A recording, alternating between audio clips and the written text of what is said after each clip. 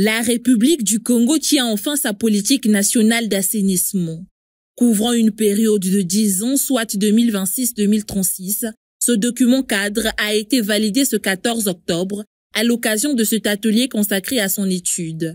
Juste Désiré Mondélé affiche une satisfaction totale. La politique nationale d'assainissement validée aujourd'hui constitue désormais une référence claire pour l'action publique, réunissant tous les partenaires autour d'objectifs cohérents et réalistes. Elle vient combler un vide stratégique persistant, renforçant la coordination des acteurs, l'optimisation des ressources et la rigueur dans le suivi des projets. Plus de 50 pages consacrées à cette politique. Une boussole pour l'atteinte des ODD. Sa validation a fait l'objet d'un débat franc entre les techniciens du ministère et les présidents de différents conseils municipaux et départementaux du Congo. Une approche holistique voulue par le ministère qui ouvre la voie à une autre étape qui requiert encore l'engagement de toutes les parties. À présent, notre devoir est d'agir avec détermination, rapidité et rigueur. Il est impératif d'opérationnaliser cette politique à travers des plans d'action concrets, financés, suivis, évalués et documentés.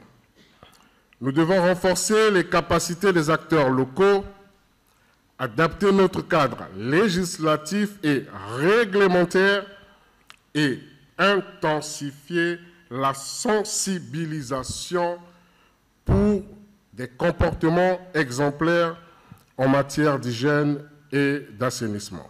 Reposant sur 5 piliers stratégiques, la PNA envisage donner l'accès à des services d'assainissement et d'hygiène gérés de manière sûre, protéger la santé publique et l'environnement et valoriser les déchets en développant une économie circulaire.